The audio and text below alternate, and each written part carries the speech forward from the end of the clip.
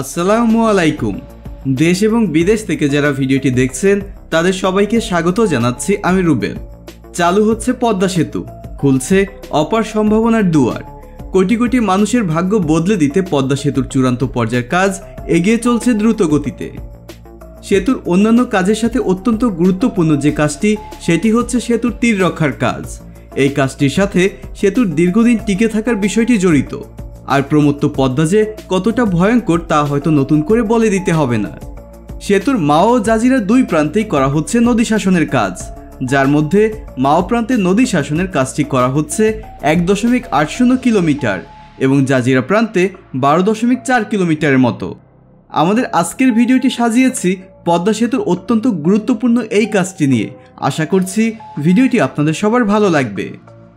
খরস্রোতা পদ্মায় ব্রিজ নির্মাণ কতটা চ্যালেঞ্জের কাজ, এমন প্রশ্নের জবাবে এক্সপার্টদের ভাষ্য ছিল, পানি প্রবাহের বিবেচনায় বিশ্বের অ্যামাজন নদীর পরেই এর অবস্থান। সরকারি তথ্য বলছে পদ্মায় সর্বোচ্চ গভীরতা 1571 ফুটের মতো আর গড় গভীরতা 968 ফুটের মতো। পদ্মা নদীর প্রতি 20 সেকেন্ডের যে পানি প্রবাহিত হয়, সেই পানি রাজধানীতে ব্যবহৃত সারা দিনের পানির সমান। তাহলে বোঝাই যাচ্ছে কি পরিমাণ পানি প্রবাহিত হয়। অন্যান্য দেশে নদীর তল দেশে বেডরক পাওয়া যায় খুব অল্প সময়ে, কিন্তু পদ্মার বেডরক অনেক গভীরে। পদ্মা নদীর তলদেশ থেকে পানির পৃষ্ঠের উচ্চতা প্রায় 13 তলা বিল্ডিংয়ের সমান। একদিকে গঙ্গা, আরেকদিকে ব্রহ্মপুত্র। দক্ষিণ এশিয়ার এই দুটি বিশাল ও দীর্ঘ নদীর পানি এই পদ্মা সেতু দিয়েই নামে বঙ্গোপসাগরে।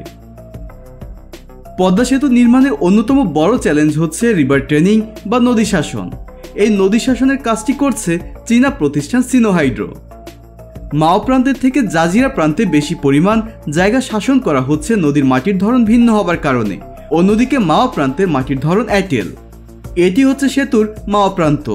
সামনের দিকে যে অংশটি দেখতে পাচ্ছেন, এই অংশে নদী শাসনটি ছিল সব থেকে বেশি চ্যালেঞ্জিং, কারণ পদ্মা স্রোতকে নিয়ন্ত্রণে আনার জন্য মাও প্রান্তে এই স্থানে প্রায় 22 একর জায়গা অধিগ্রহণ করে কৃত্রিমভাবে নদী বানানো হয়, যাতে করে নদীর তীব্র স্রোত সরাসরি পদ্মার পিলারে ধাক্কা না লেগে দুর্বল হয়ে ধাক্কা লাগে।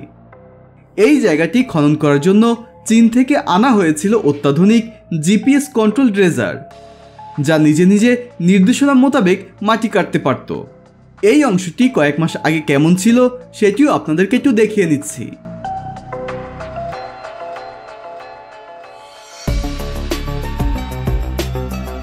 এই অংশে দেখা যাচ্ছে নদীর তীরে বস্তা ফেলা হয়েছে সাময়িক সময়ের জন্য, আর সামনের দিকে চলছে নদী শাসনের কাজ।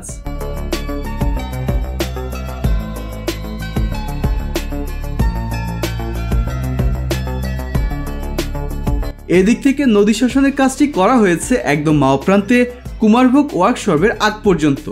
সেখানেও নদীর পানির গতিপথকে নিয়ন্ত্রণ করতে অর্ধগোলাকারভাবে নদীর তীরটিকে খনন করা হয়েছে। এতে করে জোয়ার ভাটার সময় নদীর পানির তীব্র স্রোত সরাসরি সেতুর পিলারে ধাক্কা দিতে পারবে না। এখানে ডান দিকে চলছে সেতুর তীর রক্ষার কাজ, আর এদিকটায় নির্মাণ করা হচ্ছে নতুন সড়ক। জানা গিয়েছে নদীর তীরে পদ্মা সেতুর দুই পাশে নির্মাণ করা হবে পর্যটন এরিয়া। সেতুর জন্য অত্যন্ত গুরুত্বপূর্ণ এই কাজের জন্য ব্যয় হচ্ছে প্রায় 9,400 কোটি টাকা। একদল বিশেষজ্ঞ জানিয়েছে, নদীর গতিপথ বিবেচনা করে ধারণা করা যায় আগামী 5 থেকে 7 বছর পরে কাঁঠালবাড়ির দিকে নদী ভাঙন হওয়ার আশঙ্কা রয়েছে।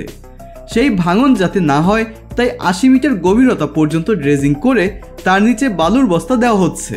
তার উপরে পাথর ফেলে এর উপর জিওভ্যাক ফেলে ঢালাই করে তার উপর সিসি ব্লক বসিয়ে নদী শাসনের কাজটি করা হচ্ছে। এই বস্তাগুলো 170 মিটার দীর্ঘ ও ওজনে প্রায় 25 মনের মতো। নদীর স্রোতে যেন বস্তাগুলো স্থানচ্যুত না হয় এবং ভাঙনের সময় যেন ঠিক জায়গা থেকে নদীর তলদেশে বসে যায়, সেজন্যই এগুলো এভাবেই তৈরি করা। মাও প্রান্তের এদিকের নদী শাসনের কাজটি গত বছরের দিকেই শেষ হয়েছে। এদিক থেকে নদী শাসন এবং নদীর তীর ঘেঁষে সবুজ বৃক্ষরাজি, ছোট ছোট বাড়ি ঘরের জন্য অনেক বেশি সুন্দর লাগছে জায়গাটি। এদিকটা পর্যটন এরিয়া হবার আগেই এতটা সুন্দর। আপনারা যারা নির্মল বাতাস আর নদীর পানির ছলাৎ ছলাৎ শব্দের সাথে নিজেকে হারাতে চান, তারা এই দিকটায় ঘুরে যেতে পারেন। তবে একটি কথা, অবশ্যই কিউট জাতির মতো কাজ করবেন না, অর্থাৎ খাবারের প্যাকেট, পলিথিন এসব ফেলে স্থানটি নোংরা করবেন না।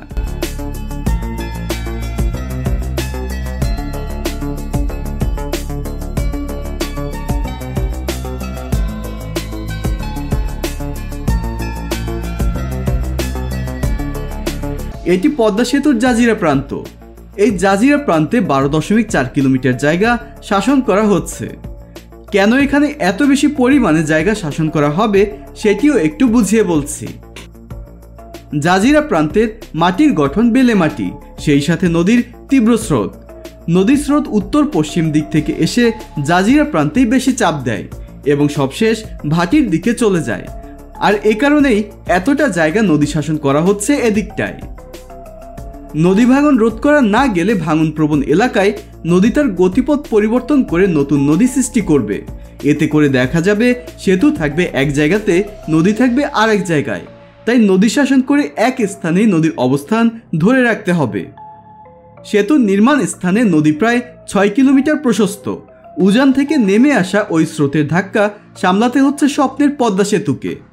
পদ্মা সেতুতে নির্মাণের অন্যতম বড় চ্যালেঞ্জ নদী শাসনের কাজটি সিনো হাইড্রো তাই গুরুত্বের সাথে শেষ করছে। নদী শাসনের জন্য ড্রেজিং করতে হচ্ছে 100 ফিটেরও বেশি করে। তাছাড়া দুই পারে প্রায় 39 লক্ষ টন পাথর, 800 কেজির জিও ব্যাগ প্রায় 39 লক্ষটি, 125 কেজির জিও ব্যাগ প্রায় 12 লক্ষটি এবং সর্বমোট প্রায় 1,30 লক্ষ কংক্রিটের ব্লক ব্যবহার করা হচ্ছে এই নদী শাসনের কাজে। এখন পর্যন্ত নদী শাসনের কাজের অগ্রগতি হয়েছে প্রায় 90% মতো। এত কিছুর পরেও ঝুঁকি থেকেই যায়, কারণ তিনি পদ্মা নদী। পদ্মা যেভাবে মাটি ধুয়ে নিয়ে যায়, ফলে নিচ থেকে মাটি চলে গেলে উপর থেকে পার ভেঙে পড়াটাই স্বাভাবিক, কারণ তখন তলদেশে সাপোর্ট থাকবে না। এজন্যই অনেক নিচ থেকে পাথর, জিও ব্যাগ ও ব্লক ফেলা হচ্ছে।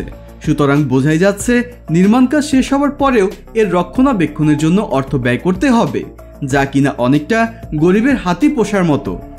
তবে এখন আর এই প্রবাদ বাংলাদেশের সাথে যায় না। কাজটা চ্যালেঞ্জিং, তবে দ্রুহ নয়। তলাবিহীন ঝুড়ি আজকে একটি কাজের ঝুড়িতে রূপান্তরিত হয়েছে। পদ্মা সেতুকে ঘিরে বদলে যাবে অবহেলিত দক্ষিণ অঞ্চল সহ পুরো বাংলাদেশের চেহারা। সবার মতো আমরাও অধীর আগ্রহের সাথে অপেক্ষা করছি জুনের 25 তারিখের জন্য। আজ এ পর্যন্তই। তো বন্ধুরা, কেমন লেগেছে আমাদের আজকের এই ভিডিওটি? যদি ভালো লেগে থাকে তাহলে অবশ্যই কমেন্টস করতে ভুলবেন না। সেই সাথে যারা নিয়মিত আমাদের ভিডিও দেখেন কিন্তু এখনো চ্যানেলটি সাবস্ক্রাইব করেনি, তারা সাবস্ক্রাইব করে পাশে থাকা বেল আইকনটি প্রেস করে দিন, যেন পরবর্তী ভিডিওর নোটিফিকেশনগুলো পেয়ে যান সবার আগে। আর যারা ইতিমধ্যে চ্যানেলটি সাবস্ক্রাইব করেছেন তাদেরকে জানাচ্ছি অসংখ্য ধন্যবাদ। যে যেখানেই থাকুন, ভালো থাকুন, সুস্থ থাকুন। আজকের মতো আমি রুবেল বিদায় নিচ্ছি। আল্লাহ হাফেজ।